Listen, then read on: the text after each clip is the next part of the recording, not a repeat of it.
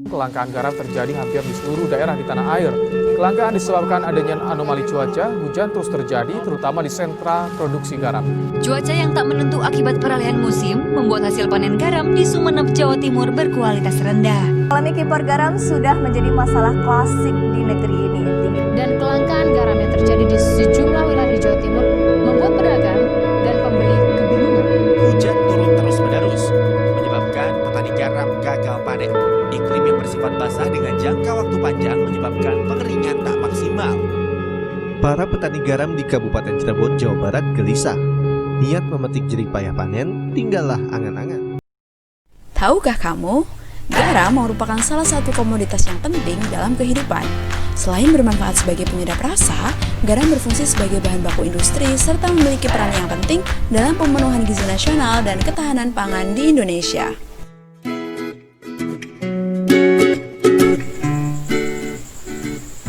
Pada tahun 2015, kebutuhan garam di Indonesia sebesar 3,75 juta ton, terus mengalami peningkatan hingga pada tahun 2018 mencapai 4,2 juta ton.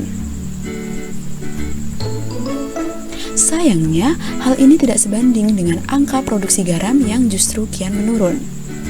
Seperti pada tahun 2018 yang hanya sebesar 1,94 juta ton dibandingkan dengan tahun 2015 yang mencapai 2,8 juta ton.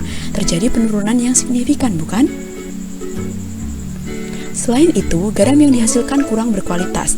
Garam berkualitas baik memiliki kandungan NaCl berkisar antara 92 hingga 95%. Sementara, rata-rata kandungan NaCl pada garam Indonesia adalah 81 hingga 90%. Hal tersebut dikarenakan hingga saat ini, petani garam khususnya di Indonesia masih menggunakan metode tradisional dalam proses produksi yang sangat bergantung pada cuaca yang tidak menentu. Berbagai inovasi untuk meningkatkan kuantitas produksi dan kualitas garam telah dilakukan, antara lain penggunaan plastik geomembran untuk mempercepat proses evaporasi air laut, pemanfaatan teknologi ulil filter dalam proses evaporasi, dan penggunaan material alam untuk menyaring air laut, serta penambahan artemia dalam tambak untuk penjernihan air garam.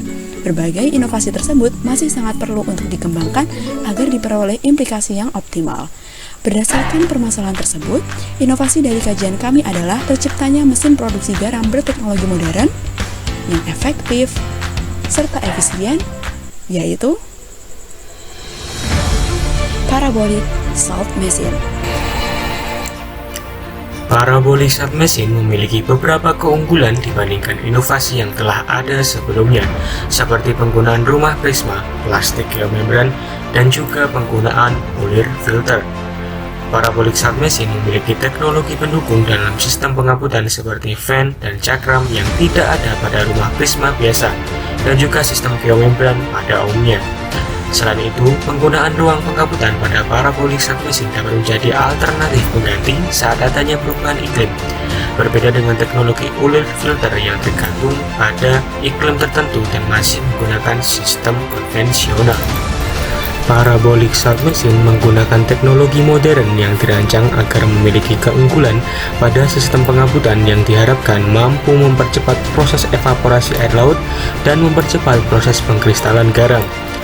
Terdapat 4 komponen utama dengan 1 komponen pendukung yang terdapat pada teknologi Parabolic Salt Machine. Terdapat 4 komponen utama yaitu cakram, sistem penggaputan fan, parabolic through concentrator, dan juga ruang penggaputan atau rumah prisma. Dalam cara kerjanya, air laut akan dipompa menuju ke filter air. Proses filtrasi di sini berfungsi untuk menghilangkan partikel-partikel besar yang ada di dalam air laut pada saat proses pembuatan garam. Komponen utama yang pertama di sini adalah parabolic through concentrator yang merupakan salah satu jenis kolektor surya yang terbuat dari lembaran bahan reflektif berbentuk parabola dan terdapat pipa logam yang ditempatkan di sepanjang garis fokus pipa penerima. Bentuk piring parabola memungkinkan panas yang mampu dihasilkan kolektor berkisar suhu 50–450 derajat Celcius. Kemudian cakram di sini berfungsi untuk memecah partikel air yang didukung oleh nozzle dan keluar melalui sirip cakram. Bagian cakram yang dirancang dengan nozzle diharapkan mampu menunjang percepatan proses pengkristalan pada ruang penggaputan sebagai tempat pengkristalan garam. Berdasarkan simulasi virtual yang telah kami lakukan dengan software SolidWorks yang bertujuan untuk memperjelas hasil cara kerja dari parabolic salt machine. Dalam simulasi virtual yang dilakukan menunjukkan temperatur air yang dihasilkan dari parabolic truk konsentrator mencapai suhu 96,21 derajat Celcius. Kemudian selanjutnya, simulasi virtual pada ruang pengebutan parabolic salt machine yang didesain sebagai tempat pengkristalan garam memiliki konsep hampir sama dengan rumah kaca. Berdasarkan simulasi virtual dengan software SolidWorks yang telah dilakukan, output temperatur air yang sampai pada ruang pengebutan mencapai suhu 70 derajat Celcius dengan velocity yang bervariasi dari 0,003, 0,005, dan 0,007 meter per second. Pemanfaatan komponen parabolic truk konsentrator, sistem pembuatan dan pemanfaatan rumah kaca mempunyai potensi untuk menghasilkan garam dengan waktu yang lebih cepat.